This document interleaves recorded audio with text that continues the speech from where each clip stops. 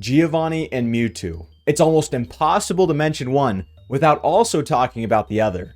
Giovanni, the criminal mastermind behind Kanto's notorious Team Rocket, and Mewtwo, the ultimate Pokemon created in a lab using the DNA of Mew. It's essentially common knowledge by now that Giovanni is the catalyst behind the creation of Mewtwo, ultimately to be used as a tool for world domination. But what if I told you it wasn't always that way? That Giovanni and Mewtwo weren't always connected as we know they are now. Hi, I'm Flyboy, and in this video we're going to take a deep dive into the connection between Giovanni and Mewtwo. We're going to look into how it started, how this connection and this bond they have evolved and grew, and ultimately what this means for the source material in the mainline series games. So, without further ado, just how did this connection between the most powerful criminal mastermind and the most powerful Pokemon begin?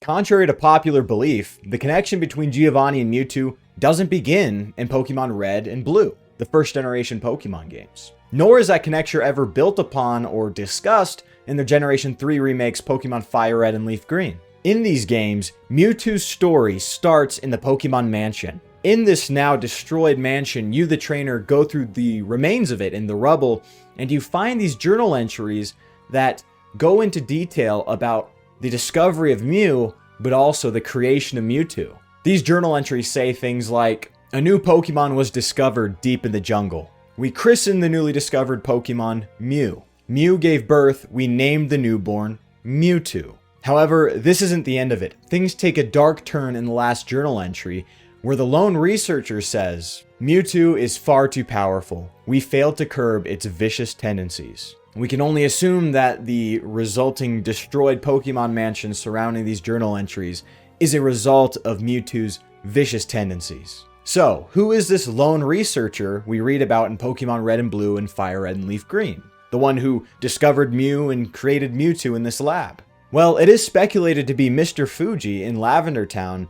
However, the games don't necessarily say it outright. But I digress. What I really want to get into is Team Rocket. There is a stark absence of any mention of Team Rocket or Giovanni in the Pokemon Mansion. Giovanni never even mentions Mewtwo, ever, throughout the games, or that his intentions with the Master Ball was to even catch Mewtwo. It's ambiguous whether he knew about Mewtwo's existence or not. In fact, I made a whole video going into detail about Giovanni and Team Rocket in Pokemon Fire Red and Leaf Green, which you can watch here. As I was replaying the Cinnabar Island Pokemon Mansion part, I was really excited to start adding in details about Mewtwo and Mr. Fuji and all of that. But that's when I realized that when I took these games in isolation, Pokemon Fire Red and Leaf Green, I noticed there was no connection between Giovanni and Mewtwo. It was missing. Like I said, even for me, it was common knowledge that these two had such a unique bond in the Pokemon series. And that's why I'm making this video. I want to see where it truly started. So with zero mention of Giovanni and Mewtwo having a connection in the mainline series game, where does this connection start? And more importantly, why does it work? Why is it so easy for us to transpose this connection of the ultimate Pokemon onto Giovanni, and it doesn't change the story that much? In fact, it enhances it. I'll get into that later, but let's get into how this connection started with Pokemon, the first movie. If you're watching this video, you've probably watched Pokemon, the first movie. It was the first Pokemon movie. It's probably the most popular Pokemon movie, at least in America. And so I'm just going to do a quick recap of what happens. And a lot of it's in the beginning of the movie. In the very beginning of the movie, it starts with a scene about discovering Mew. And two very important retcons happen here. Information that adds to the story of the base games. You find out that Mr. Fuji, now known as Dr. Fuji in this movie, is the head researcher in not only discovering Mew, but unlocking its potential by cloning it. We also find out that Team Rocket is the one funding the whole operation. Mr. Fuji's real goal here was to revive his dead daughter, and Team Rocket was willing to give him the money if he also cloned the most powerful Pokemon. So as they create Mewtwo in this lab, he gains consciousness and begins to break out, possibly killing everyone involved. We know Mr. Fuji lives, at least in the games, but that's what happens. Giovanni appears in the destruction, and he seems to make a deal with Mewtwo. Mewtwo listens to him. Giovanni proposes that he will train him and help him harness his powers, and Mewtwo says yeah. On a side note, I think this is a very cool character building moment for Giovanni. It just shows how much charisma he has, because he can convince the ultimate life form, which could obliterate Giovanni if he really wanted to. He convinced this ultimate life form to follow him. He creates this armor for Mewtwo, which allows Mewtwo to harness his energy. Giovanni spends all this time, all this money creating the ultimate Pokemon, but it really was just a means to an end. Giovanni wanted to use Mewtwo as a tool. When Mewtwo finds out that that is all that Giovanni sees him as, he blows stuff up and leaves. So it was in this movie that we not only find out that Team Rocket was funding, Giovanni was funding the operation to create Mewtwo, but there was a very personal connection between the two. This was Giovanni's Pokemon. So now that this connection was established, I think we need to talk about how this evolved. This planted the seed, but how has Pokemon continued to foster and build this connection between Giovanni and Mewtwo? Well, next comes a sequel movie to the first movie called Mewtwo Returns. And not a lot of people even know this movie exists. In America, it was only considered like a feature-length special episode of the anime, but I think in Japan it was actually considered a movie. If you don't really recall this movie existing, I don't blame you, but you've probably heard of Brock's iconic, it's not a frying pan, it's a drying pan, if you remember that. So that's from this movie. I only vaguely remember it as a child, unlike the first one, which I remember like start to finish. So I don't think it was as widespread or popular as the first. However, upon rewatching this movie, I find they do the connection between Giovanni and Mewtwo. They do it a lot of justice. It's just brilliant what they do in this movie. Even though it's a Pokemon anime movie, I thought the writing was really great concerning these two characters. At the beginning of the movie, Giovanni discovers where Mewtwo is and moves in immediately. He finds Mewtwo and attempts to capture him with this newly developed technology. However, this technology failed to capture Mewtwo, and it seemed that Mewtwo would have to give himself up willingly for Giovanni to capture him. Giovanni, in a brilliantly presented tug-of-war between him and Mewtwo, threatens Mewtwo's cloned Pokemon friends to get him into his captivity. But as per usual, the power of friendship and Ash and co. save Mewtwo, and there's a happy ending, all that stuff. Mewtwo then wipes Team Rocket's memory, and that's why they never pursue him ever again. What I love about this movie is how it displays just how truly manipulative Giovanni is. He never once cowered in fear or felt scared of Mewtwo's power. At most, maybe a little frightened, but he never really was scared, and the movie presented him and Mewtwo as equals. Once Giovanni realized he couldn't outmuscle Mewtwo with his technology, he immediately shifts to a battle of the minds and game theory to sort of manipulate Mewtwo. At one point in the film, Giovanni even says that this is a battle between the wills rather than the actual strength of the two of them. The ultimate Pokemon versus the ultimate crime boss. What a premise. I love this movie. I honestly was surprised about how good it was. Although this special anime feature wasn't as widespread as the first Pokemon movie, and so I don't think it fueled the zeitgeist as much. I do think it adds a lot to both the character of Mewtwo and Giovanni.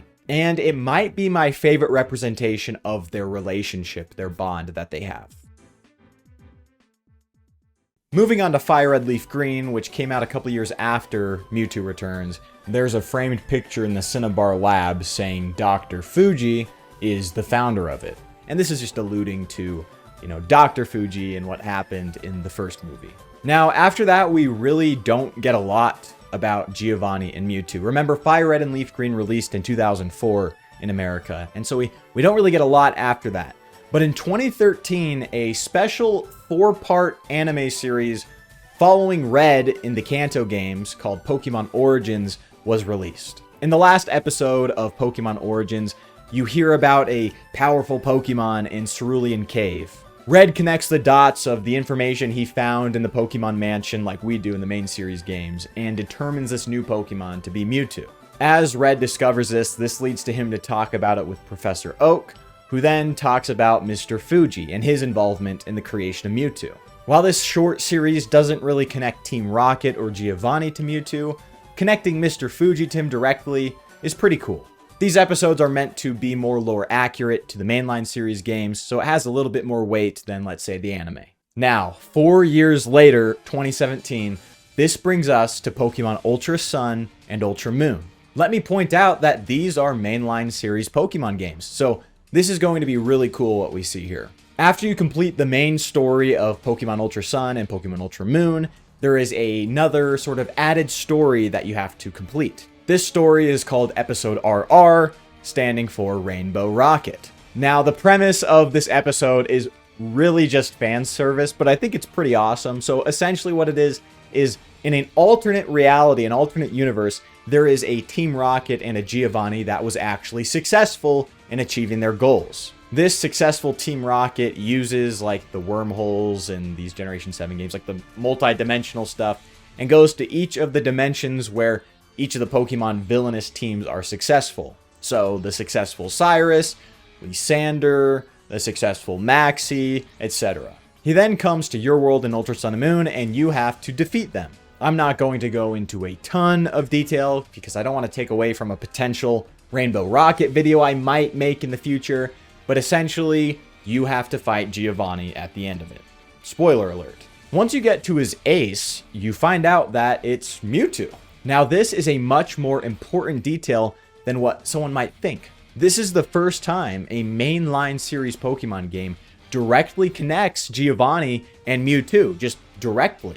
None of the previous games ever talk about it. Only in the anime and the side content was this connection ever looked into.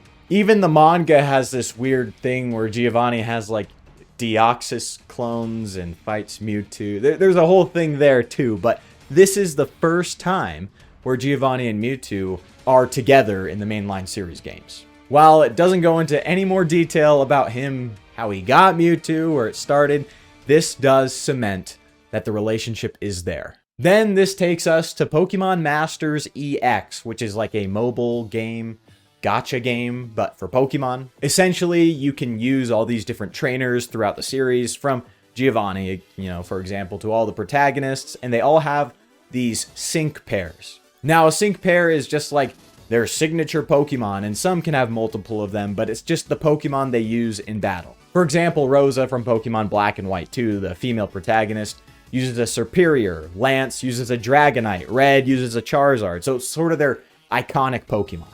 Giovanni in this game, of course, uses a Mewtwo, so, there's that connection again. Now, this is really just icing on the cake, but it's cool that Pokemon and Game Freak and whatever developer is making the Pokemon Masters game, they keep giving you a little bit more icing on the cake. Like, here's another Giovanni Mewtwo reference. I thought Pokemon Let's Go was going to have a little bit more about Giovanni and Mewtwo, and while it adds a lot to Team Rocket and what goes on in those games, it never draws the connection. So that brings us to an end of the evolution of Giovanni and Mewtwo and how the Pokemon Company sort of built up this connection between the two. So how does it impact how we see the mainline series game, which, let me remind you, never mentioned Mewtwo and Giovanni having a connection? Earlier in the video, I sort of hinted that Mewtwo and Giovanni and this idea that they're almost intrinsically connected isn't outright said in the Pokemon games, but it works very well if you interpret it that they are. The reason why it works so well, whether it was intentional or not, is that Game Freak left the connection between Giovanni and Mewtwo very ambiguous, very open. This opened the door for the retcon. It's almost like Game Freak had an idea of where they wanted to take this subplot. They wanted to get there, Mewtwo and Team Rocket, the Master Ball, and the Ultimate Pokemon, but they didn't have enough time to quite fully flesh it out, That's just my interpretation, but I think that could be an explanation for why it was so vague, but why it kind of fits so well. Regardless, this vague and ambiguous origin story of Mewtwo in the mainline series games left the door open for the lore and the story to grow over time. And this actually takes us to a larger discussion on retcons in general. For a brief and quick working definition of retcons, a retcon is just when a new piece of media in a franchise or in a series imposes or interprets new information onto a previous work. In this case, it would be like saying Giovanni and Mewtwo had a connection, even though it was never said in the original Red and Blue games. Now, when I say the word retcon, a lot of people take it as a negative word, a negative connotation. And it makes sense. A lot of retcons in media are kind of bad. I mean, for example, think about the special edition of Star Wars A New Hope. At this rate, it is so Reddit to talk about it, I don't really want to, but it's kind of the first thing I thought of. So remember that scene where Han Solo and Greedo in the beginning of the movie are sort of sitting across from each other at the tavern or the cantina, whatever it was? In the original scene, Han Solo shoots Greedo sort of unprovoked. And Han Solo's supposed to be the good guy, right? He just shoots Greedo unprovoked. And in the special edition, George Lucas retcons it so that Han Solo is shooting in self-defense. It's actually Greedo who shot first and Han Solo shot after. The problem with this retcon and what makes it so controversial is that it fundamentally changes the characterization of Han Solo in these movies. In the original cut, you sort of have to ruminate on the fact that Han Solo, the protagonist of the film, in his first impression, shot someone unprovoked. The justification for killing Greedo is suspect. I mean, you can see why he would, but it's still suspect, still unprovoked. And so the retcon takes that away. It makes Han Solo look innocent. I mean, he was shot at first, wasn't he? Overall, it hurts the overall narrative of Star Wars because it takes away Han Solo's sort of redemptive arc that he has, that he needs to redeem himself from, his life of scum and villainy. And it makes for a less compelling story overall. And so that's just a small little retcon that caused a lot of controversy and why a lot of people think retcons are bad. And yes, there are times where retcons seem haphazardly placed or not really well fit into the narrative of certain media. Others, on the other hand, can fit so well it's like it was supposed to be there in the first place, or in other cases, enhances the narrative of the source material. And that brings us to Giovanni and Mewtwo. What are my thoughts on the retcon? Because their connection weren't there in the original games. It was retconned. I think it's the latter. I think this enhances the narrative of Pokemon Red and Blue and Pokemon Fire Red and Leaf Green. The retcon doesn't take away any of the story or any of the good parts of Team Rocket in the original games. It doesn't fundamentally change anything about them.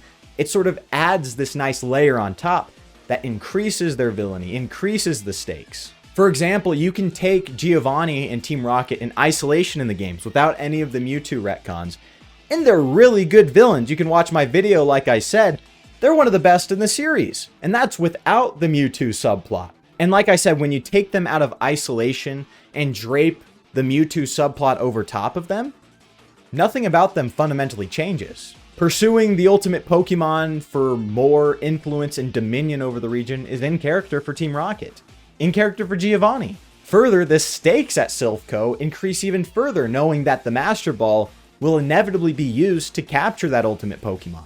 Experimenting on Pokemon, cloning them, funding this sort of inhumane research adds even more to Team Rocket's belief that Pokemon are just tools. And Giovanni's aura, which if you watch the video, I am very fond of, increases because he is so charismatic. He gets the ultimate life form, not Shadow, Mewtwo. He gets the ultimate life form to listen to him, to go along with his plan. Now, this is a little bit less about Giovanni and more about Mr. Fuji, but it makes his connection to Team Rocket and his protests against Team Rocket at Pokemon Tower even more intriguing. Mr. Fuji, as a base level, loves Pokemon, and so for him to protest Team Rocket, who was openly poaching and killing Pokemon in Pokemon Tower, it makes sense. Using information outside of the video games, we do know that Mr. Fuji did work with Team Rocket to create Mewtwo. And so this protest against Team Rocket becomes personal. Because of this, it seems that Mr. Fuji's opposition to Team Rocket and Giovanni's endeavors goes a little bit deeper than just his love for Pokemon. Does Mr. Fuji feel like he has an obligation to oppose Team Rocket because he did help them create Mewtwo back on Cinnabar Island? Is there this sort of guilt that's driving Mr. Fuji to sort of right his wrongs? This idea of this guilt driving someone to do good, to protest evil, reminds me of something in the Bible. Acts 20:35 says, "In all things I have shown you that by so toiling one must help the weak, remembering the words of the Lord Jesus, how he said, 'It is more blessed to give than to receive.'" And so Mr. Fuji's story becomes even more tragic. He lost his daughter. He created this ultimate demon, you could call it, that Team Rocket might get their hands on. And so it seems as if he dedicates his life to oppose that. And I think that's wonderful. But I digress. He either opposes them simply for his love of Pokemon, or he opposes them for personal, deep-set reasons, which is an enhancement on the series and makes sense both ways. So putting this all together, Giovanni and Mewtwo don't have any personal direct connections in the Pokemon Red and Blue games, nor their Generation 3 remakes, and further, their Generation 7 remakes. However, over the last 20 years or so, the added media that the Pokemon Company releases grows a bond between the two. And this connection between Giovanni and Mewtwo can sort of be draped over the plot of Pokemon Red and Blue. And in doing so, this new interpretation, with knowing that Team Rocket's the catalyst behind the creation of Mewtwo, and that Giovanni is pursuing Mewtwo, enhances the narrative. This mysterious bond that Giovanni and Mewtwo grow throughout the many years of Pokemon media shows that retcons can be a good thing. It is an example of a retcon that maintains the integrity and the narrative of the source material, Red and Blue, but also enhances and adds to the narrative as well, when taken in context. It is still unknown just how intentional it was that Game Freak left the bond between Giovanni, Mewtwo, and Mr. Fuji so ambiguous and open to be retconned. However, it ended up working very well, and it gave us one of the greatest and most tastefully done retcons in almost all of media. That's going to do it for me. Thank you so much for watching, and while you're here, don't forget to hit that like button, and don't forget to subscribe to stay up to date to any of the future videos I make. I also have an ongoing series about the villainous teams in the Pokemon franchise, and so if you want to check those out, make sure to hit the link up in the top right corner. Comment below your thoughts on the video, what you liked, what you didn't like. Do you like the retcon? Do you like Mewtwo's connection, or do you prefer the sort of isolated narrative of the original Pokemon games? Don't forget to share this with all the Pokemon fans in your life, and all the people who just like these sort of longer videos they can fall asleep to. But that will do it for me. Until next time, peace.